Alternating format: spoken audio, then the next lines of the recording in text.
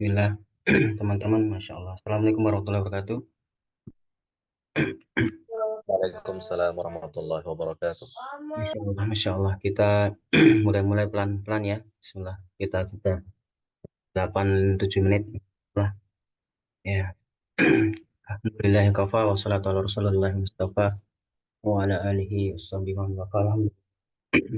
Innal hamdalillah nahmaduhu wa nasta'inuhu wa nastaghfiruhu wa na'udzu billahi min syururi anfusina wa min sayyiati a'malina may yahdihillahu fala mudilla lahu wa man yudlil asyhadu an la ilaha illallah asyhadu anna Muhammadan abduhu wa rasuluh.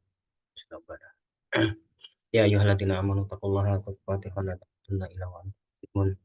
Ya ayyuhan nasu taqu rabbakum alladzi khalaqakum min nafsin wahidah wa khalaqa minha zawjaha wa bashsha minhuma rijalan katsiran wa nisaa wa taqullaha alladzi tasaaluna bihi wal arham innallaha kana alaikum raqib. Wa ba'd. Saudara yang dicintai karena Allah, ini bahwa hati kita menyatu, hati kita akan menjadikan saling terpaut satu sama lain karena kita diciptakan oleh Allah adalah satu tubuh dari ayah yang sama, ibu yang sama, ya. Cuman kita beda secara korelasi regulasinya di sistem tertentu. Kita punya darah, kita punya satu komposisi yang sangat menarik, yang bisa kita baca. Jadi, saya jelaskan sedikit tentang ya bagaimana nanti kita bisa menjawab tentang teman-teman kita yang belum memahami tentang ya KST. Kita ini menambah wawasan agar teman-teman juga memahami, agar kita juga hati kita itu karena kita koreksi, berikan kritikan, jadi kita tidak fanatik, kita lakukan saran dan masukan, terimalah dengan lapang dada, karena dengan itulah nanti kita akan berikan pertolongan Allah dan suatu keberkahan yang akan kita dapatkan ke depannya. Kita lanjut yang ini, insya Allah ke depannya nanti gratis terus, Allah akan adakan Zoom terus setiap bulan dua kali, materinya sedikit, insya Allah. Ya, ada penjabaran-penjabaran yang akan bisa kita pahami, akan bisa kita mudah untuk dihafalkan, mudah diingat.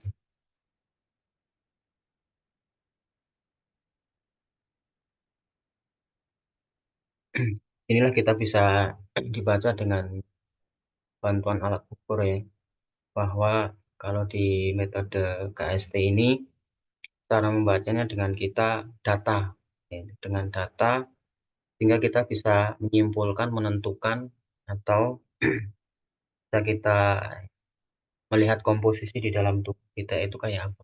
Itu. Ini secara korelasi regulasi bahwa kita punya data dan analisa. Dengan data dan analisa itulah, dengan berkembangnya ya masalah-masalah ya kesehatan di dalam tubuh dan keluhan di dalam tubuh begitu banyak, dan disitulah saya punya keinginan ya data dan analisa itu saya kumpulkan. Dengan data dan analisa itu semuanya bisa dipelajari dalam keadaan hatinya seperti apa, dia sedang ngapain itu dalam keadaan hati itu ya sakitnya karena sedang kurang apa, ingin apa, punya beban apa, semua sih itu bisa dibaca. Karena kita punya data dan analisa itu, dan data dan analisa itu kita bertanya kepada si klien atau si pasien itu sendiri. Untuk kita mengumpulkan data dan analisa itu, sehingga kita bisa menyimpulkan dan menentukan keluarnya di posisi ini. Oh, dia orangnya sakitnya bukan fisik, tapi psikologis. Seperti itu. Jadi kita punya rumus yang dengan rumus itu kita bisa menyimpulkan, menentukan keluhan dan keadaan rekam jejak dalam tubuh kita, apa yang menyebabkan tubuh kita itu nggak enak. Atau ada yang lain seperti yang tidak biasanya. Atau bahkan timbul keluhan yang akan nanti ada di dalam sistem di dalam tubuh kita. Karena tubuh kita itu sudah terpetakan oleh keilmuan medis. Ya, baik medis maupun kedokteran klasik maupun kedokteran secara barat, seperti itu yang kita sekarang ya membaca dan mempelajarinya untuk sebagai penunjang di dalam kita sebagai penyiar tradisional. Ya, bisa ada bidang anatomis, ada anatomi, fisiologi, di situ komplit sekali. Dan di mana di situ juga ada sistem di dalam tubuh itu organ dan fragmen di dalamnya. Jadi memahami sistem di dalam tubuh kita harus keseluruhan, tidak boleh satu-satu atau parsial. Karena satu sama lain itu saling terhubung dalam satu kesatuan komposisi di dalam tubuh kita. Jadi tubuh kita itu satu kesatuan komposisi di dalam tubuh kita. Ibarat kita belajar Al-Quran dan Sunnah itu harus apa? Kafah. Seperti itu. Sama dengan sistem di dalam tubuh kita. Jadi kalau kita di dunia kedokteran, kenapa ada bidan, ada perawat, ada dokter spesialis modologi, ortopedi, ya, tentang sendi, tulang otot itu beda-beda. Bedah sendiri, saraf sendiri, psikolog sendiri. Seharusnya itu dijadikan satu. Nah, disitulah yang dimaksud dengan komposisi seperti itu. Jadi tidak di kotak-kotak hal seperti itu. Itulah ilmu marketing sebenarnya. Kalau ingin kita pahami. Begitu pula tentang penyanyi tradisional. Itu satu komposisi yang harus kita satukan. Jadi bisa-bisa rukiah. Ya, harus pembekam harus bisa rukiah. Rukiah harus bisa basic yang lainnya. Itulah namanya komposisi. Karena kita tidak lepas dari Allah berikan potensi fisik, ya psikologis, di mana kita juga ada gangguan sihir, baik di dalam maupun dari luar. Nah, disitulah kita membutuhkan basic-basic yang harus kita untuk memahami komposisi di dalam tubuh kita. Jadi mempelajari tentang bekam, ruqyah, totok punggung, fasdu, dan merawat luka, itu seperti apa. Dan nanti kita merawat sendi tulang otot itu seperti apa, mempelajari dengan ilmu saraf dan mitologinya, seperti itu. Jadi kita harus memahami keadaan karakter otot itu seperti apa. Nah, disitulah namanya satu komposisi. Nah, kalau kita di dunia medis ya, teman-teman yang para ahli di dunia nakes, nah, bidan dia memahami tentang bidang Hodgkin, bidang anatomisnya. Secara ilmu biomekanik itu adalah kebanyakan yang diasumsi oleh orang-orang bidan. Itu namanya biomekanik dan orang-orang fisioterapi. Itu mereka memakai teknik-teknik biomekanik seperti itu, fisioterapi bidan. Sebenarnya ilmu yang mereka pelajari adalah sistem biomekanik dalam sistem tubuh. Ya, pengendalian sistem sensorik motoriknya di dalam sistem tubuh. Jadi kenapa bidan juga bisa mengetahui tentang, oh ini nanti lahirnya tanggal sekian dan sekian. Karena ada data dan ada rekamnya dan ada analisanya. Seperti itu. Begitu pula sistem dokter-dokter ahli bedah, dokter dalam. Oh, ketika dia membaca analisa dan data dari hasil lab, maka dia bisa menyimpulkan, oh ini keluhannya di posisi ini. Contoh, nanti ketika kita hasil labnya monositnya di angka 5 ke atas, oh ini ada tumor, oh ini ada kanker. Nah, itulah namanya data dan analisa yang mereka pahami secara keilmuan, disiplin keilmuannya. Begitu pula bagi teman-teman yang di mitologi, oh ini sendinya bermasalah, oh ini ototnya bermasalah. Karena mereka punya data dan analisa sesuai yang mereka pahami itu. Nah, ketika kita memahaminya parsial satu-satu, maka yang kita pahami ketika ada yang tidak sesuai, maka kita akan mudah menyalahkan orang. Padahal ilmu itu belum mereka pahami, seperti itu. Nah, itulah menjadikan PR bagi kita bahwa tubuh itu adalah satu-satu kesatuan komposisi di dalam tubuh. Begitu pula di dunia rukiah. Jadi rukiah itu juga tajribahnya sangat luas banget. Secara metode dan keilmuannya sangat luas banget. Kalau kita mau bedah secara kitabnya yang ada di para ulama-ulama kita itu sangat luar biasa. Banyaknya tentang ya luasnya ilmu Allah tentang dunia rukiah pun itu begitu panjang. Nah, itu menunjukkan bahwa para data dan analisa itu selama tidak mengandung unsur kesyirikan, nah itu diperbolehkan secara metodenya. Tuh. Jadi komposisi adalah yang dimana komposisi di dalam tubuh kita itu membutuhkan alat ukur. Ya. Ketika kita mempunyai alat ukur, ya, agar nanti apa? Terlihat secara presentasinya. Oh ini keluhannya di sini, sini, sini, sini, sini. Jadi akan terukur secara terlihat presentasi tentang perubahannya, tentang progresnya, tentang kedepannya. Oh ini sudah selesai karena hasil lab. Contoh kayak kemarin orang yang monositnya di angka 11. Jadi teman kata dokter mengatakan turun 2% saja dari angka 11 itu membutuhkan waktu bertahun-tahun. Dan dia harus kombinasi obat tanpa henti obat kimia itu. Tetapi kenapa hanya gerakan biomekanik direposisi saja? Itu bisa menggalikan 11 jadi 5%. Berarti menunjukkan bahwa di situ adalah alat ukur ini sebagai untuk presentasi, mengetahui tentang progres orang itu dalam keadaan dia sudah baik atau belum. Kalau sudah baik secara hasil lab, kenapa kok belum selesai keluhannya yang yang sebelah sini, berarti kan ada permasalahan di lainnya. Kan seperti itu, secara persentasenya seperti itu. Kayak kemarin bahwa orang ini dia mengalami kejang setiap bulan 2 kali, 3 kali dengan divonis dengan vonis dokter kanker otak harus operasi hari Senin. Seperti itu. Setelah diperbaiki, hasil labnya dibawa, hasil molosnya di angka 11, perbaiki terapi sekali, dihasilkan labnya lagi, molosnya di angka 5. Nah, itu menunjukkan bahwa sinyal asli yang dihasilkan oleh sistem komposisi di dalam tubuh menunjukkan keaslian sinyal sensoriknya. Seperti itu. Ketika dia 5%, setelah itu kejangnya 2 bulan tidak lagi kejang, tetapi dia akan kejang lagi. Ya, seperti itu. Jadi menunjukkan bahwa secara presentasi di situ ada keluhan-keluhan yang belum selesai, seperti itu. Kalau dia terjadi kejang lagi, seperti itu. Berarti nanti ketika ada orang yang mengalami dia kejang, sel kanker otak dia kejang-kejang, berarti orangnya secara psikologis ini, secara analisa dan data, dia orangnya ego, enggak mau ngalah dengan suaminya. Dia dengan suaminya, kalau ini seorang perempuan, dengan suaminya dia sering berkata-kata yang kasar. Itu. Dia menimbulkan rasa kecewa di suami, walaupun suaminya seorang penyakit. Begitu pula sebaliknya, seorang suami yang dia kasar dengan istrinya, ya hati-hati. Keluhan yang kan kalau sudah nanti overload, ya dia kemaksiatan itu pada istrinya akan timbul ya, penyakit-penyakit di kemudian hari kejang atau kanker otak. Seperti itu. Yang saya alami sendiri. Ini bukti saya sendiri. Seperti itu. Nah, ketika bermuasabah, taubat sama Allah, ternyata Allah berikan kebaikan di belakangnya. Seperti itu. Secara data dan analisa, ya, kita bisa mengetahui tentang orang psikologisnya, data tentang keadaan sistem organnya, anatominya, secara analisa dan data inilah yang bisa kita pelajari. Begitu pula nanti ada orang yang tidak sinkron.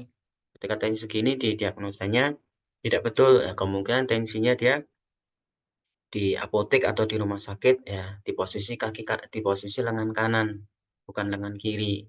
Kadang seperti itu. Ataukah dia ketika di diagnosa dia harusnya skolosis tapi tidak menimbulkan skolosis.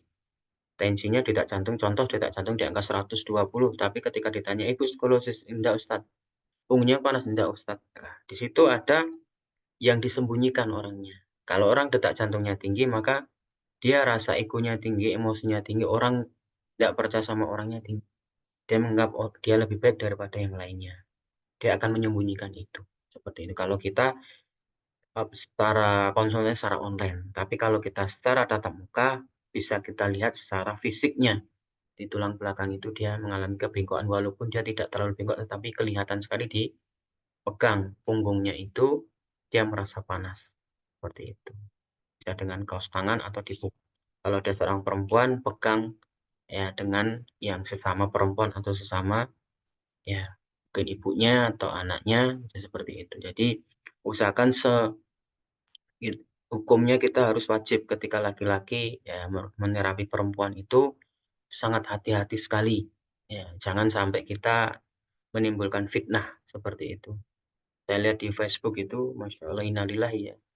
Banyak para, ya ini bukan nyalahkan teman-teman di terapis ya. Ini cuma sedikit atau tidak semuanya, ini hanya karena personal saja. Ada yang mereka tukang pijat itu, laki-laki pijat perempuan, laki-lakinya berjenggot. Bukan menyalahkan untuk orang yang mereka melihara jenggot, tetapi itu suatu hal yang buat saya ya sangat menyakitkan seperti itu. Bahkan sampai buka bajunya di live-kan seperti itu, innalillahi seperti itu. Itulah bahwa kita pentingnya tentang ya keadaan hati kita, tauhid kita, ya sama-sama kita perbaiki tentang adab dan akhlak kita juga diperbaiki. Jangan sampai ketika nanti ada teman-teman kita, saudara kita yang terapi, ya dia dapat klien perempuan, dia terapi pegang sana pegang sini, tolong diingatkan di teman-teman karena ini menjadi talbis iblis ya, tipu muslihat setan golongan jin, agar nanti ini pun juga nanti ketika kita menerapi orang pun kemudian hari tidak akan hasilnya amazing atau luar biasa. Kalau sudah seperti itu, tidak menjaga itu, hasil siapapun yang akan kita terapi, siapapun kliennya, walaupun dia penyakitnya pun ringan, kita tidak akan bisa menyelesaikan kasus yang seringan itu karena Allah sudah menjauh dari kita. Pertolongan Allah itu tidak dekat dengan kita. Seperti Allah Maha Penyembuh, Allah Maha Kuasa atas segalanya, tetapi pertolongan Allah itu yang membuat kita itu amazing dan membuat kita mampu, membuat kita itu menjadi orang-orang yang dipisahkan oleh Allah Subhanahu wa taala seperti itu. Nah, secara komposisi ini ya, kita membutuhkan alat ukur sebagai terlihatnya persentase progres di testimoni dan dikembangkan dengan hasil lab itu pun sesuatu hal yang luar biasa. Barusan tadi sore ya, sebelum maghrib ini ada konsultasi orang Kementerian Pusat ya Jakarta. Ini ya siapa ya? Itu Minatus siapa? Bu Siti Minatus Syarop. Ya, ini minta konsultasi. Jadi kita sudah ibarat kita sudah diakui di Kementerian Pusat, di BUMN itu, alhamdulillah sudah diakui KST ini secara real, secara disiplin ilmunya. Bahkan sering-sering dari dokter spesialis saraf pun mereka mengakui bahwa KST ini dari disiplin umum berbagai ilmu yang dia satukan seperti satu komposisi yang bagi mereka itu sangat luar biasa untuk menyeimbangkan di dunia medis seperti itu. Nah, inilah bahwa penyakit yang komposisi di dalam tubuh kita itu, ya, ketika kita mempunyai alat ukur untuk bisa kita baca secara presentasi, melihat presentasi untuk mendeteksi, ya, salah satunya untuk mendeteksi keadaan di dalam tubuh kita. Karena komposisi di dalam tubuh kita itu sangatlah luas, nah, seperti itu. Tanpa kita membutuhkan alat ukur ini, maka untuk mendeteksi, mendapatkan informasi secara relevan, nah, sehingga kita tahu cara untuk penanganan pencegahan penyakit yang akan ditimbulkan, itu tidak akan bisa hasilnya maksimal kalau kita tidak memahami sistem tubuh itu secara keseluruhan, secara penuh. Bagi teman-teman, saya sarankan buat pribadi saya sendiri dan teman-teman semangat untuk belajar dan semangat untuk membaca.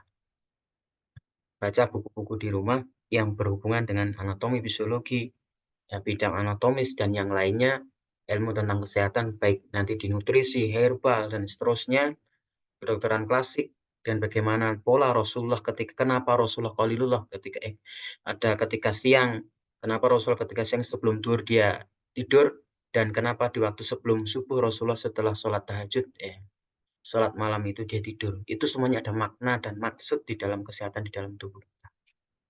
Seperti itu. Jadi semuanya itu ada hubungannya dengan kesehatan tubuh kita, imun tubuh.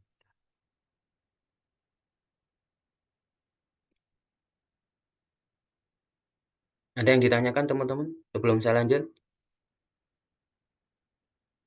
Ada yang ditanyakan enggak? Saya slow. Maaf Ustaz, di luar materi boleh Ustaz. Oh boleh Ibu Ismi, silakan tafadhol. Enggak apa-apa, boleh. Materi belum kita itu kan sambil sharing kita itu. Zoom sharing. Ya silakan Ibu Ismi, silakan tafadhol. Saya itu kan takut ini loh, suaminya kemarin tuh tensinya normal waktu itu, ya udah lama nggak cek lagi. Cuman sakit pinggang aja karena banyak duduk.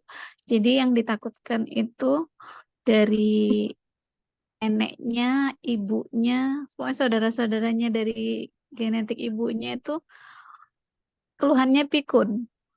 Kun Nah, ya. ini suaminya udah ada tanda-tanda seperti itu. Tanda-tandanya Terus apa sobat tanya pikun apa? Pengen tahu. apa namanya? Mudah lupa Ustaz, misalnya ada pesanan Ya, apa gitu kan, nggak disampaikan sama istrinya ya. gitu. Jadi Nah, takut ibunya. Jadi kalau pikun itu sebabnya ya, apa saya ya? tanya, udah umur berapa? Umurnya sih baru 60. 60 sudah Belum. bebannya banyak belum? Memutih semua belum? Iya. Ya, berarti itu kan tanda penuaan. Pikun itu tanda penuaan. Oh gitu. Ya, jadi apa yang tidak ada obatnya? Tua dan apa? Pikun. Ya, salah satunya kan itu, termasuk pikun, termasuk tua, termasuk ya keadaan kita Nah, yang sudah menua. Tetapi itu ada cara pengembalian penjagaan sistem di dalam tubuh itu bisa distabilkan karena kita punya otot stabilizer. hmm, Jadi pikun itu adalah kondisi berkurangnya daya ingat atau memori di dalam tubuh kita. Memori. Nah, berarti untuk penjagaan di umur 60 tahun yang seharusnya itu masih belum Kalau itu memang genetik regenerasi sel, ya berarti dia sudah ada kelemahan dari sisi awal dia lahir. Berarti dia perlu dijaga apa untuk menambah asupan biar tidak pikun. Malam diminum air, minum biar sistem sarafnya rileks. Seperti itu. Berarti itu menunjukkan ketika berarti aktivitasnya hiperaktif, aktif banget orangnya. Sana sini kayak kami diputer.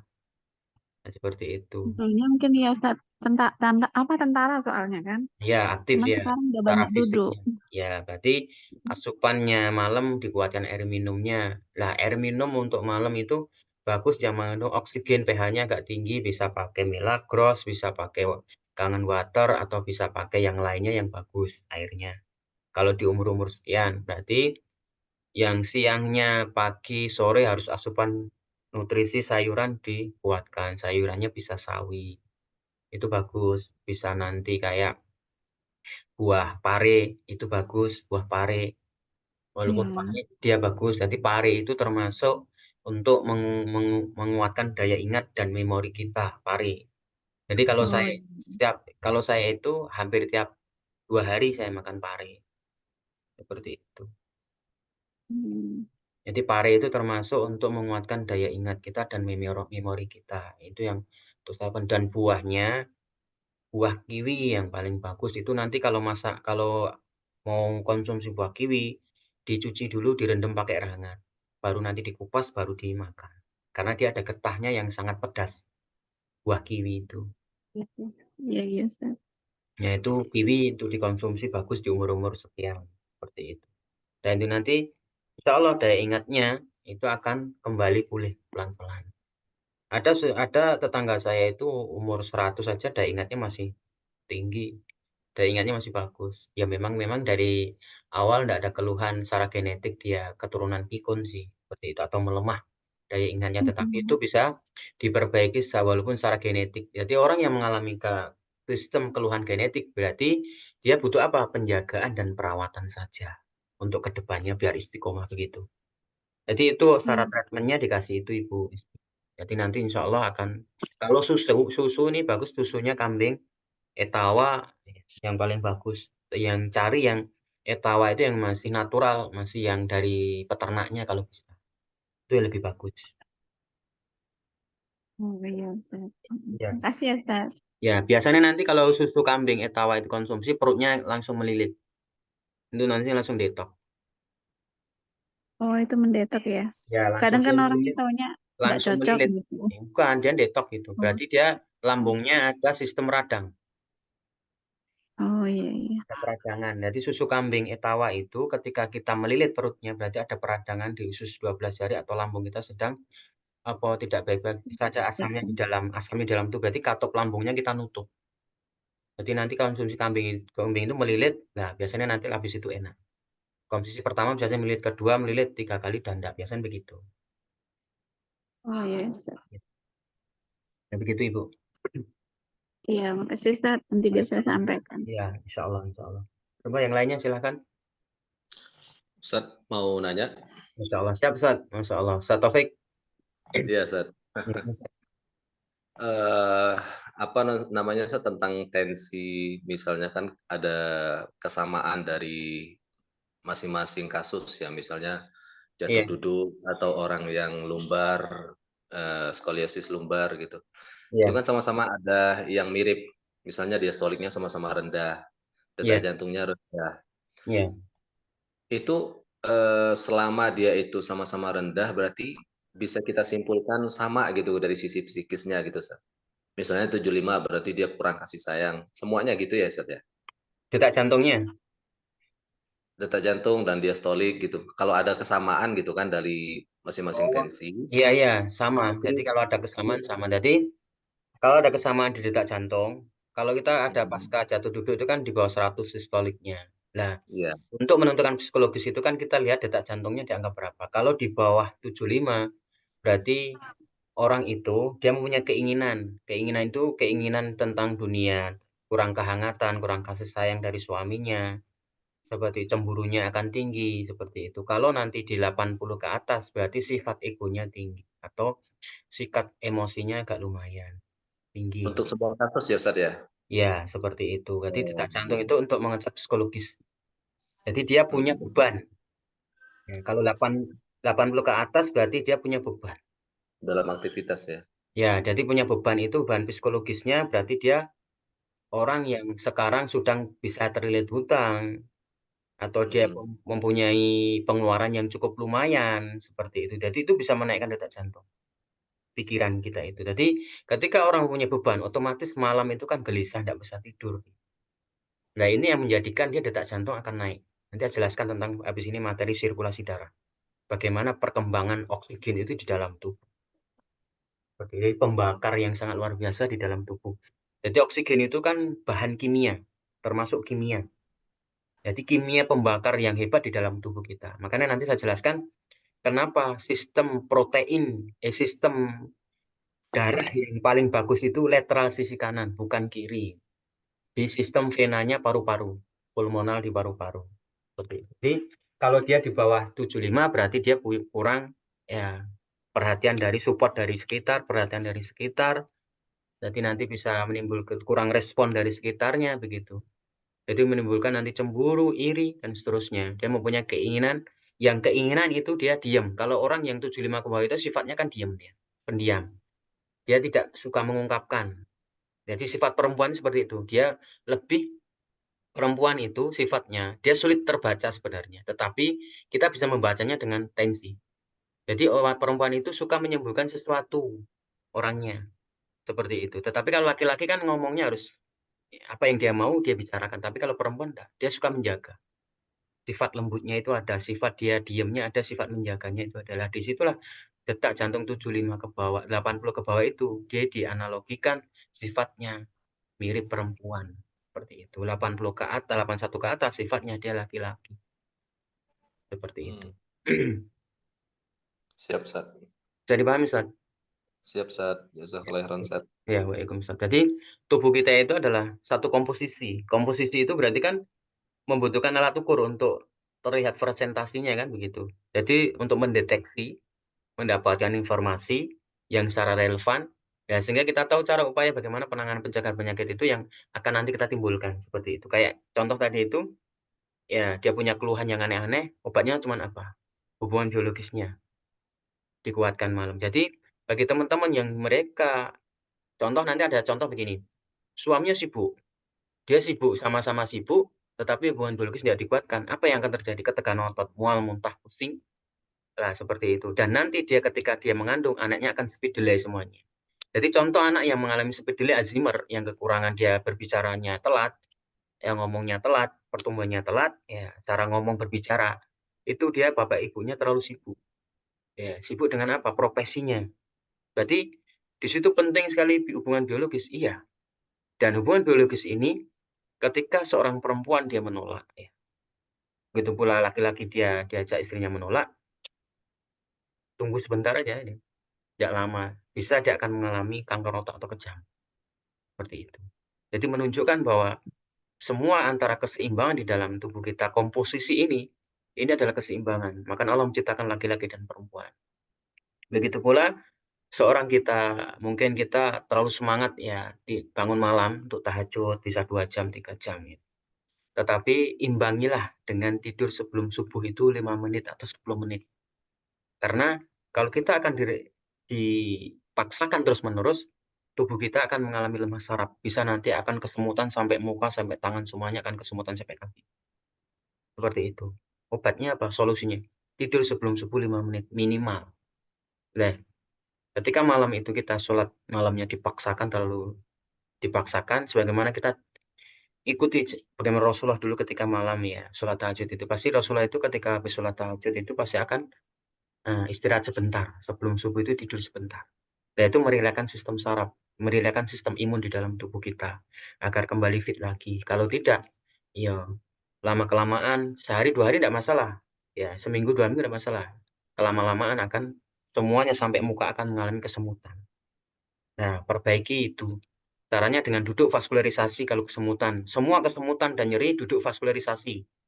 Sholat sit up itu dipaksakan 60 kali dan ketiga, perbaiki ya tidur ketika sebelum subuh minimal 5 menit. Seperti itu. Ya mungkin itu tambahan. Terus Ustadz Trianto silakan bertanya. Silakan Ustadz. Apa nih Ustadz, Ana mau bertanya. Iya silakan. Masya Allah. Sulah, sulah, Apa nih? sulah. Antum nggak perlu Ini aku. Ana udah 3 kali nih. Apakah ini satu penemuan baru atau memang sudah ada rumusnya? Jadi ada 3 pasien Iya, itu dipastikan ada bisikan memang bunuh diri Ustadz. iya, Di betul. mana di angka Ya, detak jantungnya 70 ke bawah, di 78 biasanya Ustadz. iya. Dan tadi juga ada yang konsul, dia sudah ambil pisau, ternyata detak jantungnya di angka di bawah 65 Ustadz. Mohon Iya. penjelasannya Ustadz. Sistolik, diastoliknya berapa? Ada tak? Dia kalau dia sistoliknya dia hampir semuanya normal ya, 110 sampai 120 Ustadz. Yang maksudnya ya, oh, Tapi ya, ya, ya, ya. Yang 78 itu apa dia tendensi untuk detaknya membunuh dirinya? gimana Ustadz? Yang angka detak jantung 78 itu apa dia tendensinya untuk bunuh diri? Traumatis ya. Ya. Enggak, maksudnya selain traumatis ada apa? Ada masalah Iya, punya beban hutang, masalah apa Ustadz? beban hutang atau karena ada mungkin yang lainnya dia perempuan atau Enggak. laki-laki? Masalah lain sih lebih kepada keluarga ya. Ya, dari situ. Jadi itu. Jadi kan kita akan bisa mengetahui tentang emosi dan emosional. Emosi itu kan yang tampak kan? Ya. Ya Ustadz. Emosional itu yang terpendam. Lah, emosional ini inilah ketika dia terpendam. Kalau yang terpendam berarti kan turun detak jantung kan? Betul betul. Kalau emosi kan dia naik. Yang tampak itu. Berarti kalau orang secara dia biasa bisikan untuk bunuh diri, berarti dia akan lebih upgrade, lebih analisanya terdeteksi informasinya secara relevan yang detak jantungnya di bawah 65. Itu akan kemungkinan ke sana. Seperti itu. Tapi Ya. yang 78 ini dia ada indikasi mau bunuh diri, mungkin ada tendensi dia sudah frustasi atau mungkin ada sesuatu permasalahan yang cukup finansial di personalnya dia dengan keluarganya, bisa jadi seperti itu. Sebenarnya dia ini sehat, normal seperti itu. Kalau Nah, saya mungkin melihatnya di angka 69 itu sudah ada bisikan ke sana. iya. Terus di angka turun di angka 65 dia sudah ada niat. Tadinya bisikan udah ada niat. Hmm. Dan di angka 64 baru saat itu seperti ada dorongan kuat untuk melakukan. Sampai tadi dia konsul, dia sudah pegang pisau. Hmm. Gitu Ustaz. Berarti itu ada gangguan nasab yang dari kakek ibunya yang cukup lumayan kuat. Kalau Oh gitu. seperti itu, ya. Itu tidak ada korelasi regulasi kalau tidak ada gangguan nasab secara kuat dari kakeknya, dari ibu, jalur ibunya. Oh Jadi siap-siap. kalau dia seperti itu, ya contoh seperti itu, berarti dia secara basic orangnya ini kalau dia laki-laki dia tampan, perempuan dia pasti cantik. Ya, secara tinggi badan dia tidak pendek, dia tidak tinggi. Jadi kalau bahasa kita lumayan bagus. Nah, disitulah setan golongan jin itu cinta kepada dia.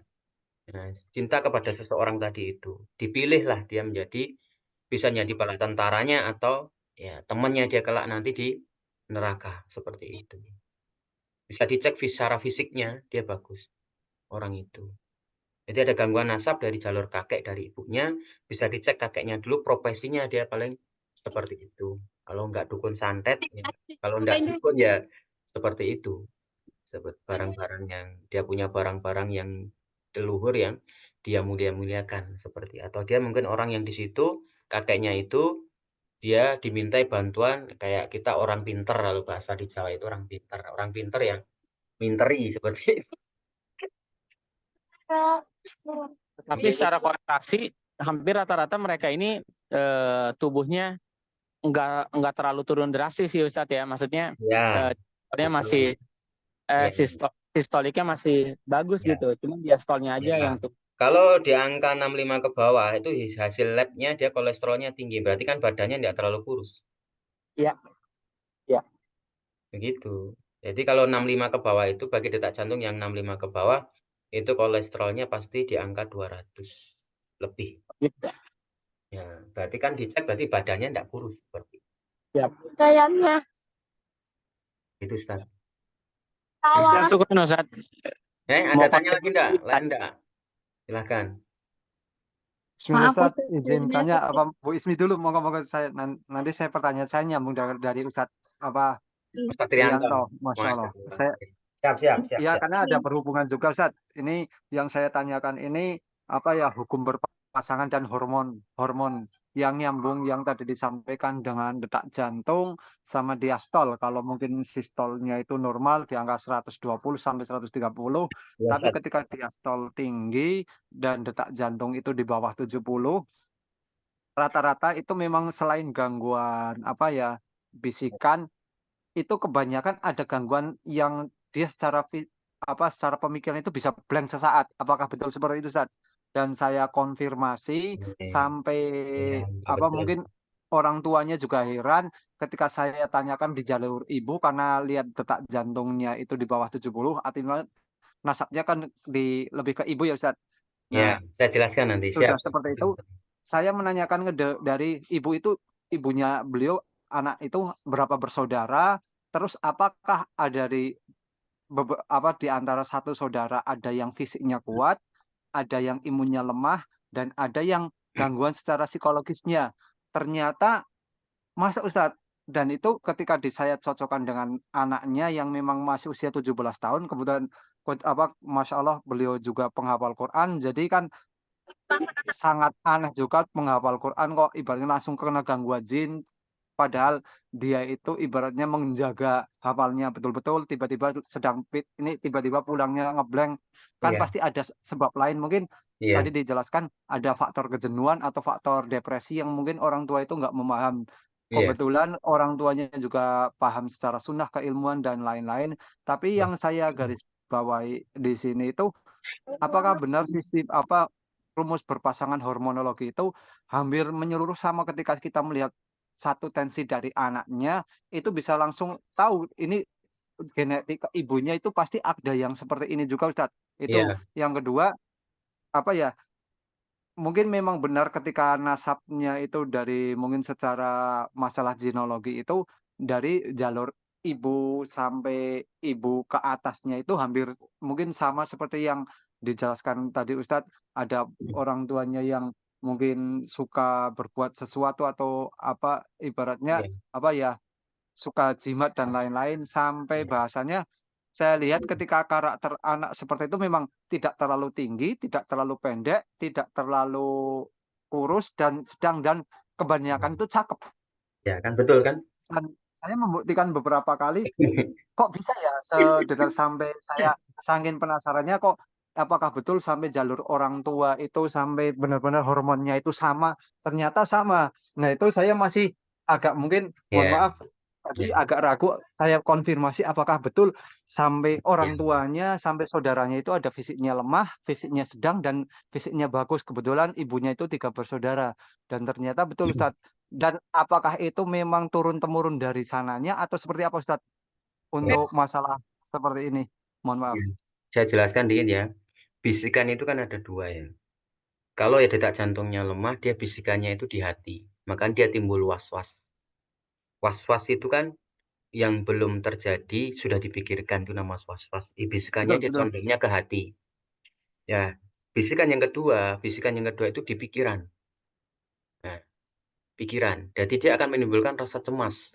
Yang dimana cemas itu sudah terjadi, dia masih dipikirkan yang berlebihan itu namanya cemas.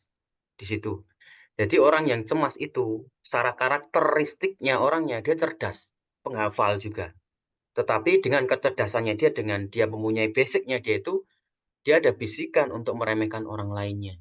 Bahwa dialah yang paling mampu, sayalah yang paling pintar. Orang-orang yang paling cemas kebanyakan orangnya seperti itu. Secara psikologinya, dia orangnya meremehkan yang Paham, lainnya. paham, Itu. paham. Kalau orang yang punya bisikan di dalam Oh, hati, ya, di dalam hati, yang dimana dia akan menimbulkan rasa was-was, dia akan bisa ngeblank yang sebagaimana Ustadz Rahmat jelaskan betul. Dia akan kayak blank sebentar. Nah, di situ berarti ada korelasi regulasi, dia ada gangguan nasab dari jalur kakeknya. Yang dulu pernah sekutu dengan setan golongan jin atau punya perjanjian dengan setan golongan jin, yang dimana perjanjian-perjanjian setan golongan jin itu akan mencari setiap keturunan-keturunan yang mereka dilihat secara ya menurut setan golongan jin itu menurutnya layak untuk menjadi ya tentara saya atau layak menjadi pengikut saya seperti itu. Jadi kan kalau setan golongan jin mencari bukan orang-orang biasa, pasti orang-orang yang mereka secara analisanya, secara fisik, secara hafalan, secara kecerdasannya dia lebih diutamakan. Orang yang detak keibuan berarti memorinya tinggi, bisa diandalkan. Dari fisik pun juga bagus, dia tidak tinggi, tidak pendek, secara rupa dia akan tampan, kalau perempuan dia juga cantik. Secara pemikiran dia lebih teliti daripada laki-laki. Seperti itu. Ya Allah, Mas. Seperti itu. Walaupun ini sistoliknya itu kadang kan tinggi Ustadz, mungkin dari 120 atau 130 walaupun usianya masih mungkin 20 atau di bawah 20, tapi lihat diastolnya itu udah sampai di angka 80 ke atas, tapi lihat detak jantung seperti itu jadi kayaknya hormonnya itu hukum berpasangan, jadi keingat rumus hukum berpasangan kayaknya. Hukum Coba saya berpasangan. nanya dan konfirmasi ke orang tuanya, ternyata benar seperti itu Ustadz. Dan kedua, memang saya bilang ketika dia sedang masa terapi, selain dia gangguan blank seperti itu, kan dari waktu 3 pekan dia Ya, ke psikiater dikasih obat penenang, ya kita tahulah resep-resepnya obat penenang apa ya. saja. Pasti Kedua itu dikasih biosprol itu. betul Alfadzolam dan biosekrol yang Ya, tenang. Pola makannya jadi luar biasa banyak. Sehari itu bisa 2 kilo Ustaz. ya, Itu masih 17 tahun. Dan kerjaannya cuma tidur, makan, tidur, makan, tidur, ya, makan. Saya lihat lidahnya lembabnya luar biasa, makanya dia jadi stres sampai mohon maaf tadi itu sampai hampir kebablasan. Ibunya sendiri itu mau di apa ya dicumbui. Dia nggak sadar karena sering di pondok itu mimpi-mimpi seperti itu. Karena memang selain menghafal Quran, kegiatan di pondok belum ada lagi seperti itu, Ustaz. ya, Makanya, ya. psikologisnya masuk dari detak jantungnya yang menurun, Masya Allah. Saya kira kok tepat bisa ya sampai jalur orang tua sampai saudara Ya, seperti itu, ternyata konfirmasinya betul, Masya Allah. ya. Kalau By kita data, maksudnya by data yang tadi disampaikan betul, luar biasa betul. seperti yang ini Iya, di Masya Allah. screen ini. Jadi kalau kita lihat diagnosa genetik itu dari detak jantung itu akan lebih tepat. Karena ya mohon maaf ya, jalur kita nasab dulu kita tidak tahu. Orang yang mereka ada yang mereka berhubungan secara halal dan tidak halal, kita kan tidak tahu. Kan seperti itu. Itu yang merubah mengacak sistem genetik sebenarnya. Kalau sistem genetiknya dia ketika ada hubungan halal secara sakral ya menikah dengan secara hukum halal, itu betul dia lakukan, maka dia tidak akan merubah, tidak akan mengacak sistem genetik atau sistem kromosom autosom di keturunan berikutnya seperti itu. Nah, ini menjadikan analisa saya, data saya, sehingga saya menyimpulkan, mendeteksi DNA genetik. Ya, DNA itu adalah secara korelasi ya bentuk fisik. Ya, secara genetik adalah keturunan kromosom autosom yang dimiliki oleh sistem tubuh. Itu bisa dibaca dengan detak jantung. Disitulah ya ilmu yang saya dapatkan untuk melihat ya genetik itu hanya dari detak jantung. Nah, seperti itu. Makanya saya bedakan secara data dan analisa orang yang hipertensi genetik, kenapa kok beda dengan yang biasa? Karena sistem genetik, ya hipertensi genetik itu karena dari bawaan itu sudah diberikan oleh Allah lebih berupa harta dan fisik. Dia sudah mengalami kekakuan tulang, otot, sendi, pembuluh darah, itu sudah diberikan lebih dan harta. Nah, sehingga itu beda dengan orang-orang yang normal pada biasanya. Karena ibarat kita kayak filosofinya Rasulullah adalah orang-orang Quraisy dan orang-orang yang biasa itu kan beda secara regulasi. Kayak kita dengan orang kota dengan desa kan beda cara untuk apa adaptasinya begitu. Nah, disitulah saya ambil dari detak jantung itu secara filosofi untuk mengecek tentang hasil dari genetik itu sampai nanti orang itu bisa ketahuan genetiknya ke siapa, nasabnya ke siapa akan ketahuan di sana. Nah, seperti itu. Jadi inilah alat ukur ini untuk kita sebagai terlihat presentasi, mendeteksi dan mendapat informasi itu dari alat ukur. Kalau terawangan itu kan kita tidak pakai alat baca, data dan analisa, itu namanya terawangan. Tapi kalau kita punya data dan analisa dan alat ukur untuk membaca, berarti kan itu ilmu yang di situ pasti ada disiplin ilmunya, seperti itu. Pasti di situ ada yang dipelajari, mengumpulkan sesuatu yang mereka secara analisa dan data. Kan seperti itu. Nah, kita lanjut ya. Lanjut sedikit nih. Sebentar. Tak berubah.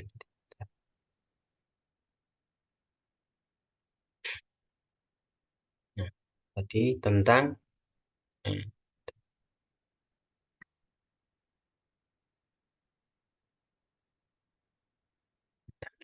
dari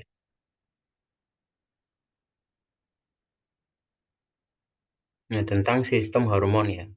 Hormon di dalam tubuh kita itu begitu kompleks juga. Dan ini komposisi juga. Komposisi di dalam tubuh kita. Tadi kan ini. Sekarang masuk sirkulasi darah. Darah yang kayak oksigen itu di mana? Di lateral sisi kanan atau vena paru-paru. Vena paru-paru ini sistem vaskularisasi di jantung. Itu namanya pulmonal. Nah, ada sistematik dan pulmonal. Nah, hukum berpasangan di dalam tubuh kita yang kanan dia panas, yang dia dingin.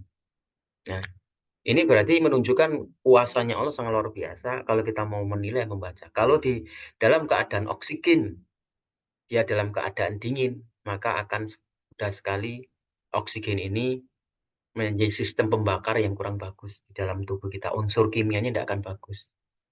Kalau kita mau melihat tentang kuasa Allah sangat luar biasa. Jadi kenapa Allah ya menempatkan oksigen darah atau vena paru itu di posisi lateral sisi kanan. Ini sangat luar biasa ya dari sistem pulmoner. Jadi oksigen sebagai pembakar yang cukup sangat luar biasa di dalam tubuh kita. Jadi tubuh kita itu sistem penggeraknya itu kan kalau kita memahami tentang engineering itu sistem pneumatik. Pneumatik itu bergerak dengan menggerakkan sistem sensorik motorik itu dengan bantuan angin. Kalau kita kan pakai pembakarnya pakai oksigen. Dan di situ ada sistem pergerakan. Jadi sistem pembuluh darah membutuhkan oksigen untuk bergerak, menggerakkan di dalam sistem tubuh, karena jaringan di dalam sistem tubuh itu sangat luar biasa banyaknya. Ada hormon, ada sumsum, ada fragmen yang luar biasa. Ada protein, ada zat besi, ada kelistrikan di dalam tubuh kita, yang sebagaimana suatu komposisi yang penggerak, yang pembakar, yang sangat luar biasa. Jadi ketika nanti kita terjadi ya diagnosis infrak midbrain di dalam otak kita, berarti kita ya metabolismenya lemah. Ya. Berarti aktivitas kita tinggi. Ya. Sistem endokrin itu adalah secara internal sangat bagus. Jadi sistem hormon endokrin secara internal, nah, kita ciri-ciri ketika kita sudah aktivitas itu sering berkeringat atau kita duduk berkeringat, perbaiki air minum kita. Ini kuncinya. Perbaiki air minum kita. Untuk apa? Agar tidak sistem internal endokrin, hormon endokrin kita itu lemah. Kalau sudah sistem endokrin internal kita lemah, maka akan mudah sekali kita terjangkit batuk yang tidak berhenti, batuk kering.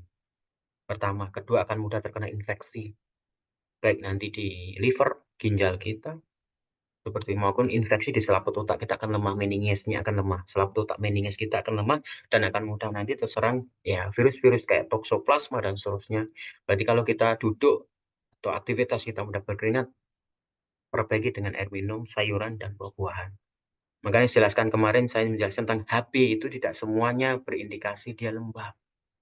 HB lemah itu tidak semuanya mengatakan HB itu lembab. Berarti orang yang mengatakan HB ini lembab, berarti mereka belum memahami tentang sistem fragmen di dalam tubuh, secara komposisinya. Jadi anemia aplastik itu HB-nya bisa 4, seperti itu. Tapi kenapa dia panas tubuhnya? Karena sistem penggumpalan darah ya, yang dia makan, dia minum itu, sistem tubuh dia panas. Ketika dia habis aktivitas, tidak ada jeda, maka dia apa yang dia makan, dia minum itu menjadi penggumpalan darah, itu akan mengerjakan sistem trombosit dan leukositnya naik. Karena sistem trombosit dan leukosit itu membunuh infeksi, itu virus di dalam tubuh.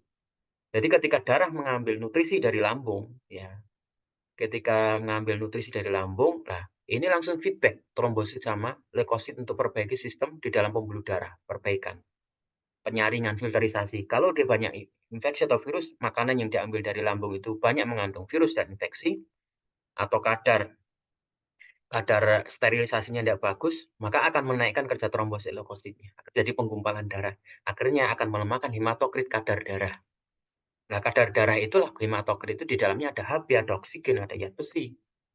Yang namanya hematokrit. Nah, itu menjadikan nanti anemia aplastik. Perbaiki dengan sayuran, dengan buah-buahan, dengan air minum diperbaiki di waktu malam. Itu yang diperbolehkan minum di waktu malam. Jadi, oh minum malam enggak boleh. Ini kan bagi mereka yang jantung lemah, yang enggak boleh.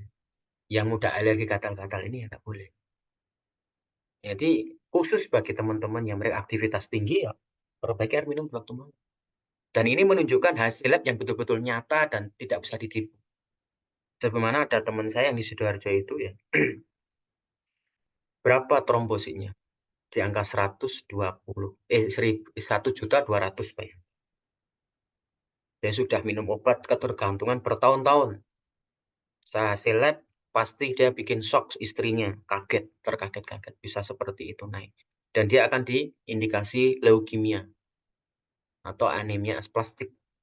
Nah, leukemia pun juga ada dua sifat, antara lembab dengan panas. Sama dengan HB, ada panas, ada lembab. Seperti itu. Jadi ketika dia perbaiki treatmentnya dilakukan, ya malam dia minum air putih karena dia ada pemikiran bahwa minum malam itu tidak boleh, kata dokter dan kata orang pakar. Tetapi kenapa saya bantah hanya minum malam itu diperbaiki, besoknya dia mengalami apa dia WA saya, Ustadz, alhamdulillah saya tidak nyeri lagi. Labnya Pak, saya tunggu seperti itu. Hasilnya apa? Sekarang jadi 620, bayangkan dari 1.200.000. Berarti itu adalah apa? Kita bisa membaca secara komposisinya, secara ketepatannya. Nah, berarti menunjukkan bahwa kita harus mempelajari secara komposisi ini secara keseluruhan, tidak parsial-parsial. Dan disitulah nanti kita akan menemukan sesuatu keseluruhan secara kita memahami secara kesatuan komposisi, maka hasilnya akan bisa kita untuk mendeteksi, mendapatkan informasi yang secara relevan. Nah, itu yang nanti kita harapkan seperti itu. Jadi faktor keturunan genetik itu juga akan merubah sirkulasi tekanan darah. Jadi orang yang mengalami hipertensi genetik, dia tidak berbahaya. Yang mengatakan berbahaya itu yang mereka tidak mengenalnya. Seperti sama dengan kita lihat singa. Dia berbahaya, singa itu. Tetapi ketika kita sudah mengenalnya dengan kelembutan, dengan kita memahami singa itu karakternya kayak apa, dia menerkam kayak apa, ketika dia kesukaan makan apa, maka kita akan menjadikan kita tidak takut. Sama dengan hipertensi genetik. Kalau kita ada hipertensi genetik polanya, secara mekanismenya, ya kita akan mengatakan takut. Berarti kalau kita divonis hipertensi genetik harus minum obat seluruh, ya nanti seumur hidup, berarti dokter itu tidak memahami mekanisme hipertensi genetik atau tidak memahami sendiri tentang sirkulasi darah hipertensi genetik. Bukan menyalahkan dokter, enggak. Tetapi disinilah kelemahannya medis karena memahami ilmu secara parsial, tidak keseluruhannya, di kotak-kotak. Nah, ini lemahnya di sana. Sehingga apa yang dia dapatkan informasi itu hanya sebelah-sebelah. Seperti itu. Dan begitu pula, orang yang mengalami kolesterol, kelainan hormon, nah itu juga akan menjadikan nanti sirkulasi darah ketika ditensi akan ngacak. Jadi sebenarnya bukan alat tensinya yang bermasalah, tetapi tubuh kita yang sedang tidak baik-baik saja. Seperti itu. Jadi pola hidup yang nggak sehat, kurang asupan nutrisi, ini pun juga akan bermasalah di sistem sirkulasi darah.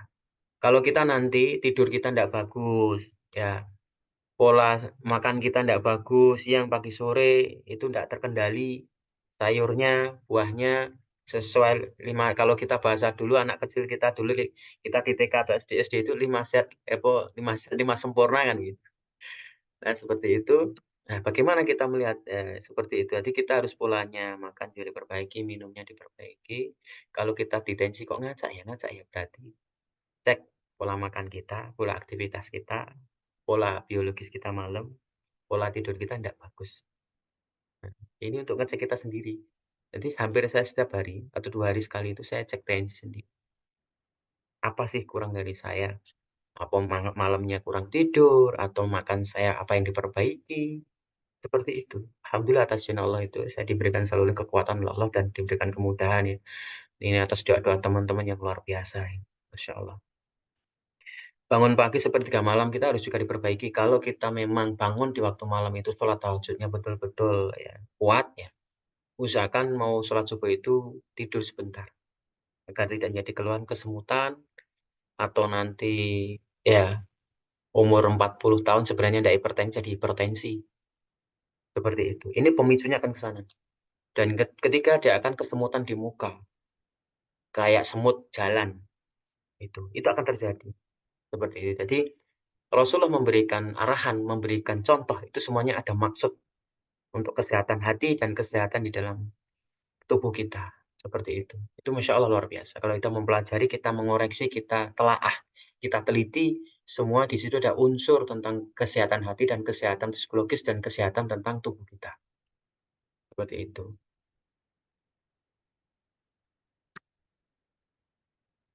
Mungkin ada yang ditanyakan dulu. Ini baru 2 materi. Coba ditanyakan dulu silakan. Ya, ada 1 jam. Ya Allah. Besok kita lanjut lagi. Pokoknya semangat untuk Zoom. Insya Allah ke depan kita gratis terus ya. Kita adakan sebulan 2 kali, sudah 2 kali, tapi materinya tidak panjang. Cuma 2 materi, 3 materi kita jabarkan seperti itu. Dan lebih mendalam.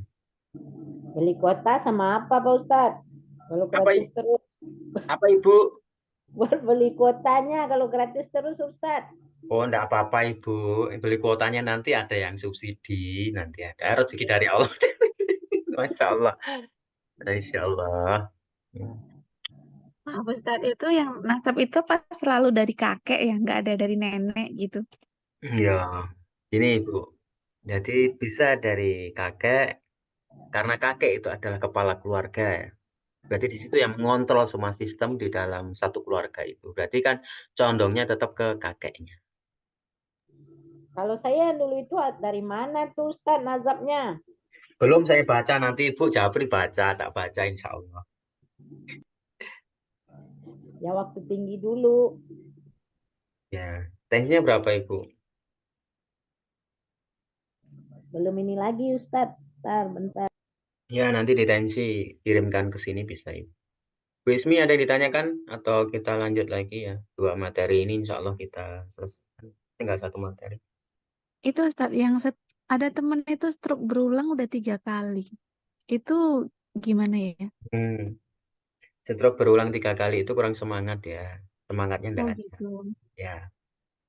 Jadi dia stroke-nya dia itu pasti dia stroke-nya ischemic atau lemas ya. Iya, stroke kanan. Ya, lemes. Entah di kanan, di kiri sama, jadi nanti dia semangatnya enggak ada. Jadi dia ada sesuatu keinginan, enggak ada support di sekitarnya. Jadi dia ada keinginan permintaan kayak orang tipes lah.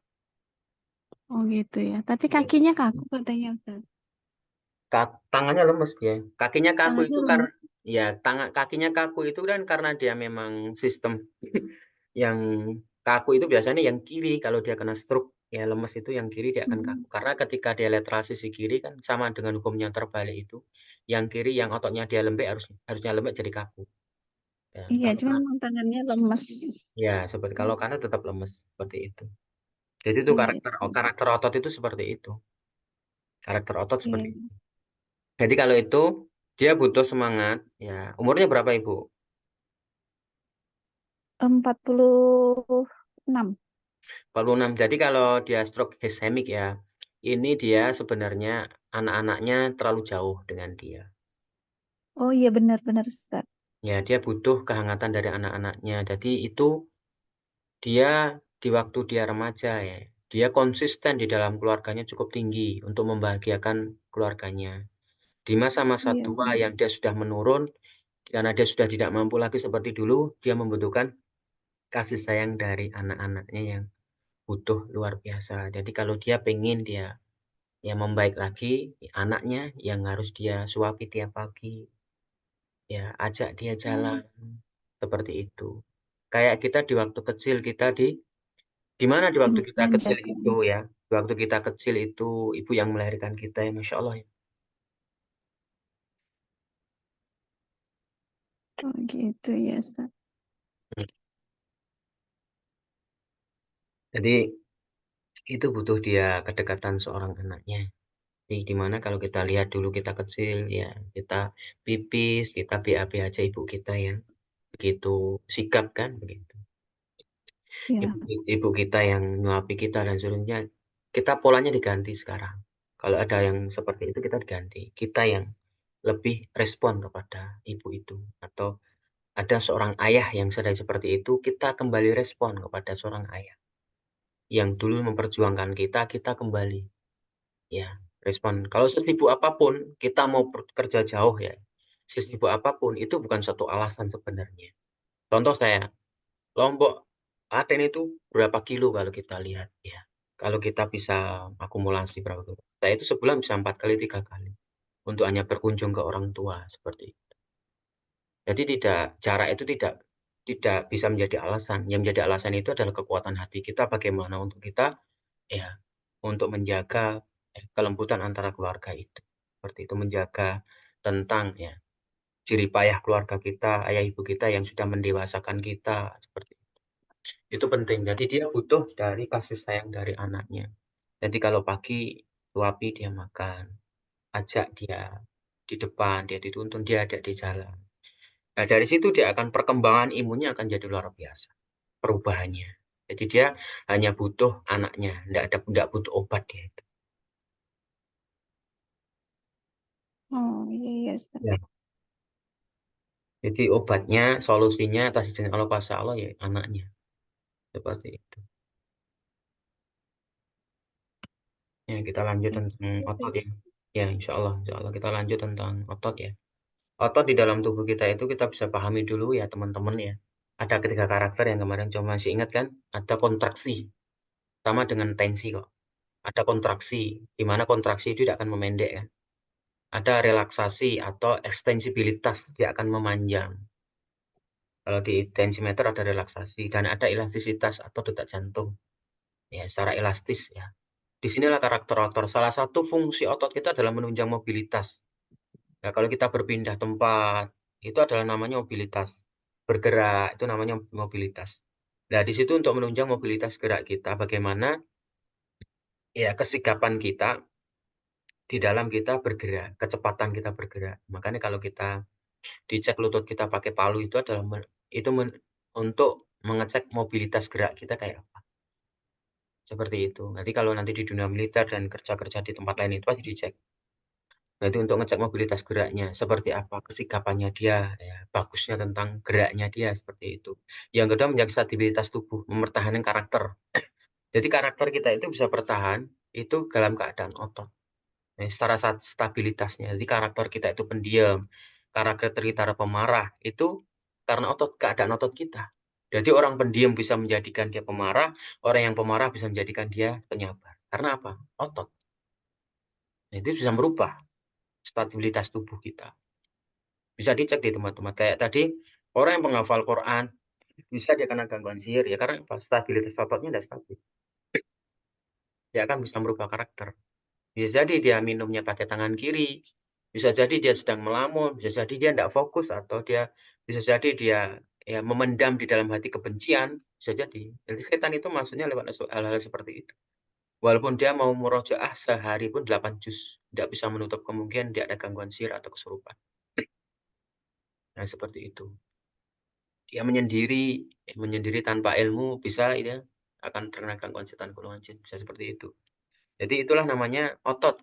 Kerja otot menjaga stabilitas, mempertahankan karakter dalam keadaan hati, psikologis maupun karakter bawaan kita. Seperti itu. Termasuk juga menjaga postur tubuh kita, keperawakan kita, mau bungkuk atau enggak, itu tugasnya otot. Makanya ketika ada pasca jatuh secara biomekanik, itu semuanya akan merubah sistem. Baik sistem sensorik motorik memberikan sinyal ke dalam sistem mengontrol sistem tubuh, itu akan menjadikan perubahan yang sangat luar biasa. Orang yang sudah pasca jatuh, maka keluhan-keluhan yang akan ditimbulkan itu bukan biasa-biasa, pasti akan akut dan seterusnya. Ya, seperti sesuai dengan ukuran kita ya, data yang kita punya. Jadi jarak antara sistolik diastoliknya itu kalau semakin tinggi semakin keluhannya semakin parah. Seperti itu. Nah, termasuk juga menjaga stabilitas sirkulasi darah. Itu tugasnya apa? Otot. Untuk keberlangsungan hidup kita. Jadi stabilitas sirkulasi darah yang mempertahankan keadaan sirkulasi darah kita adalah otot kita. Jadi otot itu membutuhkan asupan nutrisi, membutuhkan asupan nutrisi yang cukup di dalam tubuh kita, baik sayuran, buah-buahan, minuman. Minum air putih bukan minum-minum yang mengandung bahan pengawet tinggi ya. Air putih yang banyak mengandung pH-nya tinggi, oksigen tinggi bisa pakai air kelapa, bisa pakai air tebu, sari tebu, atau sari buah, dan seterusnya itu bagus. Nah, seperti itu. Jadi itulah termasuk otot menjaga stabilitas sirkulasi darah. Kalau dia mengalami dehidrasi, maka tensinya akan naik. Secara termogenesis di dalam sistem tubuh kita. Jadi kalau tensi kita naik, berarti dia cukup mengalami dehidrasi itu cukup lama. Dan kekurangan asupan nutrisi, antioksidan yang tinggi dari sayuran dan buahan, dia cukup lama. Seperti itu. Dan dia akan meningkatkan secara psikologisnya, orang-orang itu dia akan menyibukkan tentang dunia, dia akan jauh dari Allah. Itu tugasnya otot, bisa akan merubah orang yang jauh, yang awalnya dekat dengan Allah, akan menjauh dari Allah. Itu tugasnya. Otot itu bisa merubah seperti karakter orang seperti itu. Nah, berarti menunjukkan bahwa orang yang buruk bisa menjadi baik. Iya, perbaiki dengan keadaan otot. Secara biomekaniknya. Itu bisa akan menjadikan dia perlahan-lahan menjadikan baik. Dengan begitu pula dia akan dikenalkan dengan Islam, akan memberikan ketika hatinya lembut, akan mendapatkan hidayah, karena hidayah itu Allah, seperti itu. Sehingga dia akan menjadi lembut, mengenal Islam, dan seterusnya, seperti itu. Nah, tetap juga kita juga akan belajar, ya, ilmu syar'i ini sangat penting banget. Quran dan sunnah dan ilmu lainnya yang menunjang untuk kita istiqomah di jalan Allah, seperti itu. Dan otot pun juga akan menjaga stabilitas suhu termogenesis di dalam tubuh yang kemarin saya jelaskan cara termogenesisnya. Menjaga juga tentang stabilitas energi kelistrikan di dalam tubuh, yang dimana sistem energi kelistrikan ini dan asam di dalam tubuh kita itu, ya, kemampuan untuk apa? Mengendalikan, mempertahankan kondisi tubuh itu dalam keadaan normal habis kita pasca operasi, pasca sakit. Ini juga tugasnya otot untuk mengendalikan sistem kelistrikan dalam tubuh untuk sistem kerja secara komposisi yang penuh, seperti itu. Jadi ibarat kita kayak punya baterai di dalam tubuh kita itu. Jadi ketika mengembalikan kondisi tubuh kita dalam keadaan normal, seperti itu. Ketika nanti habis kita dari tipe kita sakit, panas, demam, itu termasuk juga tugasnya otot untuk mengembalikan sistem kelistrikan asam di dalam tubuh kita.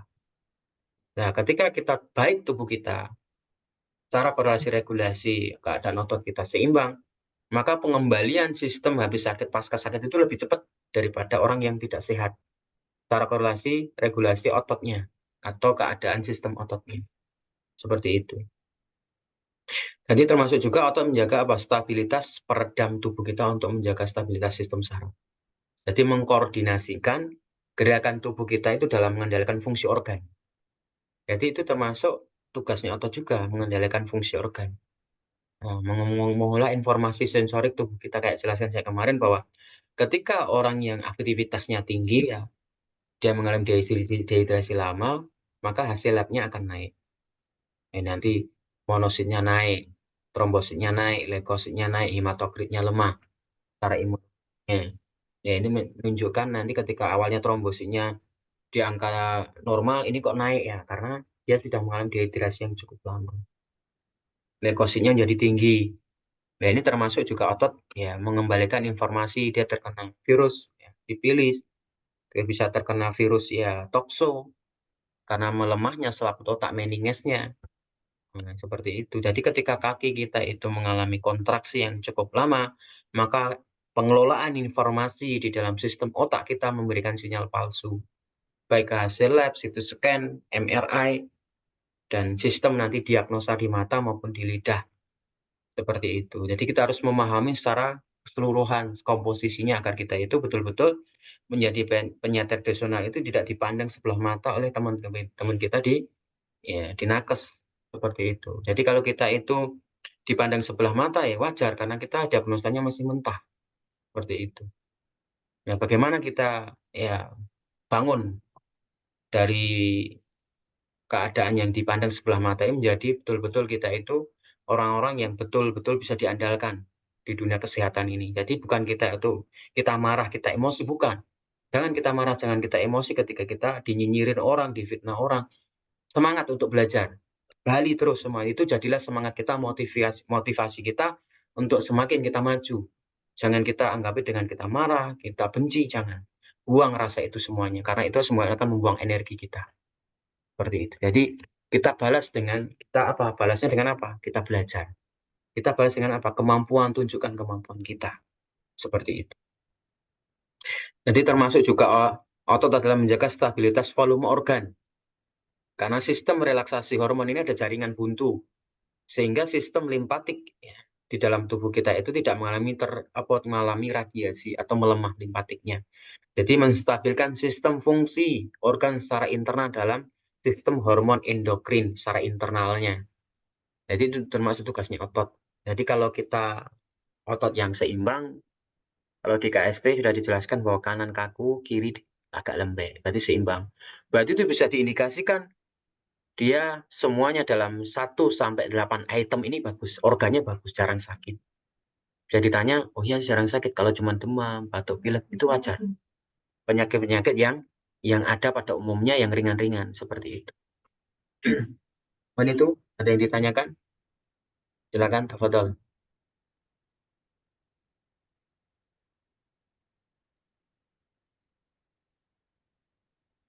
Yang ditanyakan Ustaz Rahmat, Ustaz Trianto, Ustaz Taufik, atau yang lainnya, Bu Ismi.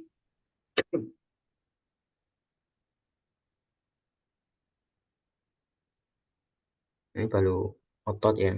Insya Allah ke depan juga masih otot sama hormon. Nah, ada ditanyakan lagi enggak? Ayo, sharing.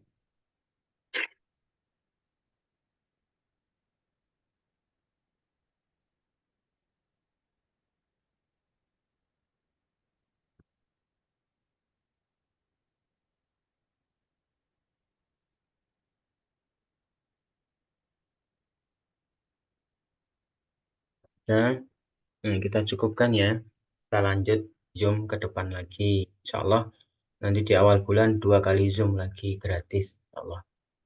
Kita tidak terlalu banyak materi, tidak berlama, agar mudah ya dipahami, dicerna. Nah, semakin kalau pelan-pelan ini, biasanya nanti pemahamannya akan lebih bagus. Kalau kadang banyak materi, banyak waktu, biasanya sulit untuk kita memahami dan mencerna seperti itu. Insya Allah ya. Kalau memang sudah tidak ada lagi, saya cukupkan. Insya Allah ya, mohon maaf bila ada kata yang tidak berkenan dan kata-kata yang mungkin atas hawa nafsu saya sendiri ya, yang tidak saya sengaja, ya mohon dimaafkan dan diikhlaskan ya. Dan saya sama-sama kita memperbaiki kedekatan kita dengan Allah, karena semua kesembuhan ya, atas izin Allah, atas kuasa Allah yang terjadi itu, berarti kuncinya kita ya, dekatkan dengan Allah. Dan perbaiki tentang silaturahmi di antara teman-teman kita. Jangan pernah kita ya membicarakan teman yang lainnya atau nyinyir dengan yang lainnya. Ya kalau memang kita ada suatu hal yang tidak kita sukai, ya diajak kita datang ke rumah silaturahim, ya, kita ajak sharing dan kita ingatkan dengan tatap muka, jangan di depan banyak orang. Sebagaimana ulama terdahulu menjelaskan kalau kita mengingatkan orang di depan banyak orang itu termasuk merendahkan, tidak boleh. Seperti itu secara hukumnya, diberi itu secara adabnya. Jadi kalau kita mau mengingatkan orang, jangan di depan banyak orang, karena itu sama aja dengan merendahkan dia. Seperti itu. Jadi kalau ingin mengingatkan, ya, dipanggil atau dia pas kita ke rumahnya diingatkan, itu lebih baik daripada di tempat umum seperti itu. Nah, kita perbaiki pelan-pelan ya keadaan hati kita. Nah, disitulah nanti akan pertolongan Allah itu akan hadir. Nah, mungkin itu yang saya cukupkan. Besok kita lanjut lagi. Kita tutup dengan bacaan kafaratul majelis secara bersama. Subhanakallah. Baik. Assalamualaikum warahmatullahi wabarakatuh. Mungkin ini selamat istirahat teman-temanku yang dimuliakan Allah, teman-temanku yang saya cintai karena Allah. Selamat istirahat, selamat malam ya.